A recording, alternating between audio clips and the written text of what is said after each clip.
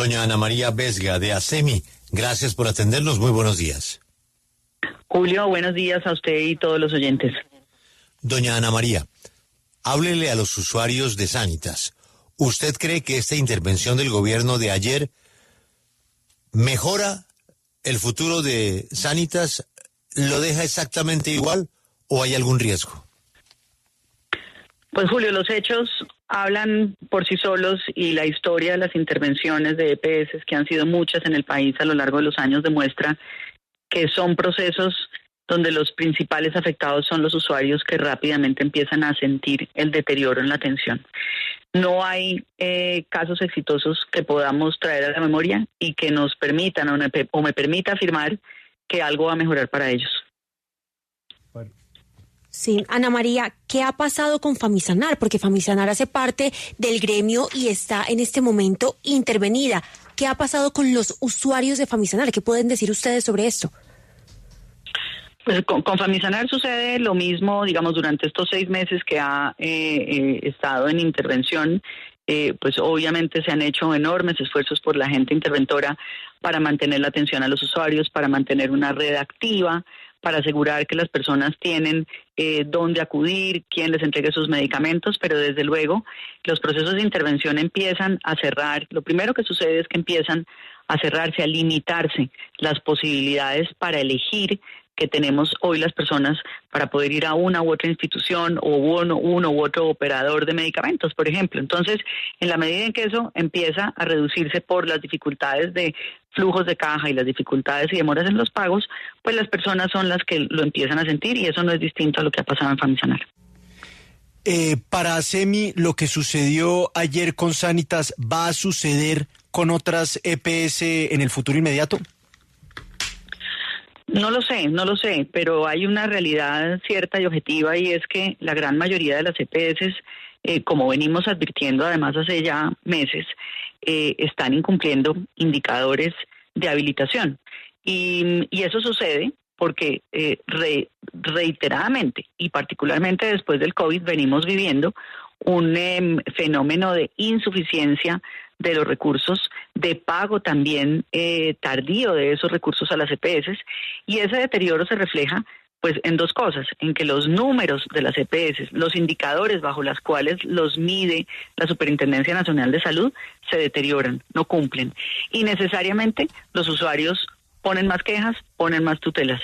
¿Eso en qué deriva? Pues en que la superintendencia toma este tipo de medidas sin que eso corrija los problemas estructurales del sistema y sin que eso sea realmente una solución para la mejor atención de los usuarios.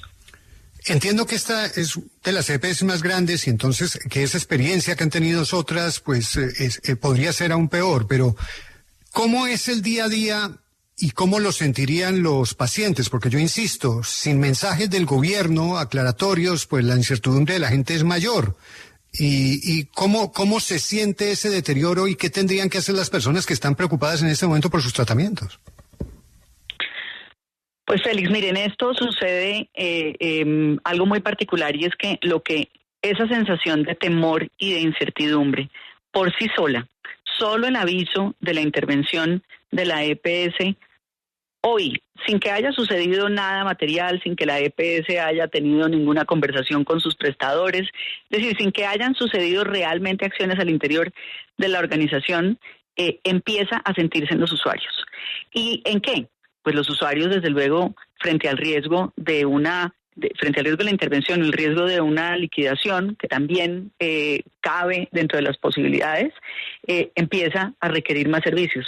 Esos sistemas empiezan a coparse, los servicios empiezan a ser más difíciles en su prestación, los medicamentos a no entregarse. Entonces, el problema es que esto pasa mucho por la percepción que tienen los usuarios y por la desconfianza que generan este tipo de avisos.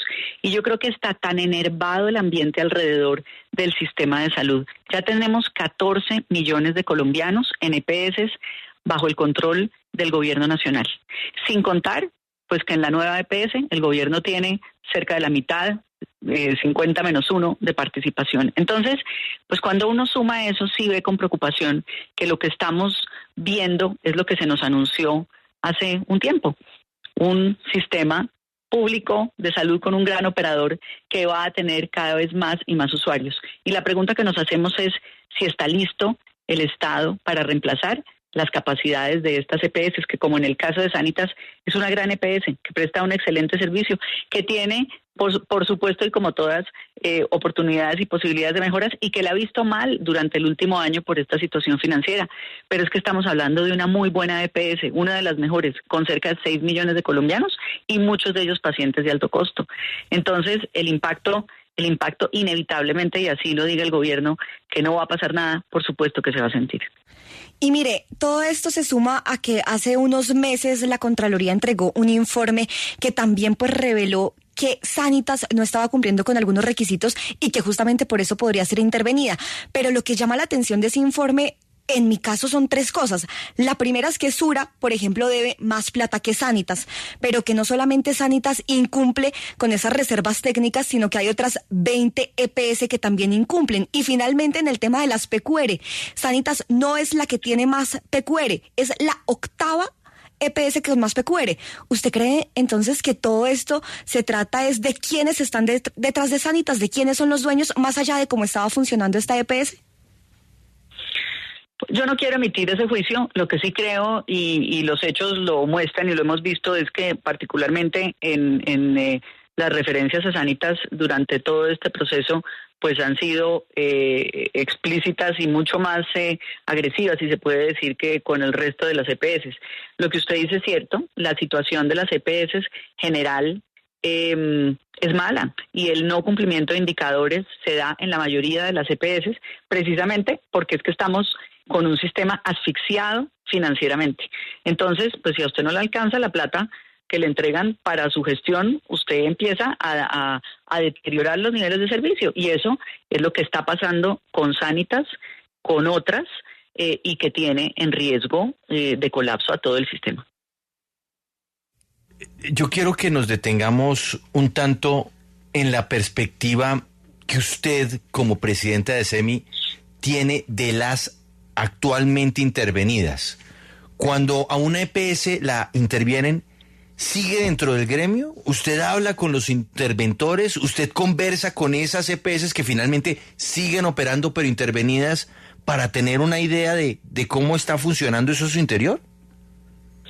En el caso actual tenemos a Famisanar intervenida y su agente interventora hace parte de nuestra junta directiva. Tenemos fluido comunicación y esperamos suceda lo mismo con Sanitas, desde luego. Y en esa fluida comunicación con la agente interventora de Famisanar, ¿cuál es la perspectiva que usted tiene? ¿Qué es lo que ustedes perciben? ¿Funciona o no funciona? ¿Está operando correctamente, atendiendo bien a sus pacientes? Está haciendo lo que mejor puede, pero la realidad es que, como les decía al inicio, estos procesos de intervención, por percepción y por realidad, terminan deteriorando muy rápidamente. Si una EPS viene mal, al llegar la intervención se pone peor.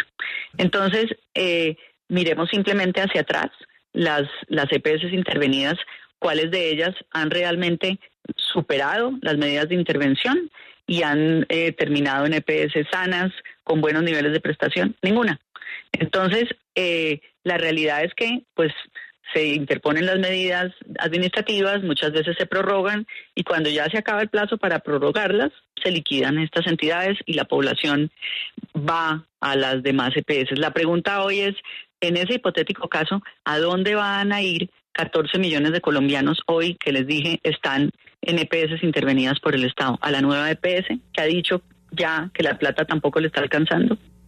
Ana María, nadie ha podido comunicarse con el ministro de Salud ni con el superintendente. ¿Ustedes han tenido suerte o todos estamos en la misma? Todos estamos en la misma, pero yo particularmente no he intentado comunicarme con ninguno de los dos. Doña Ana María, mi pregunta es muy concreta para una respuesta muy concreta.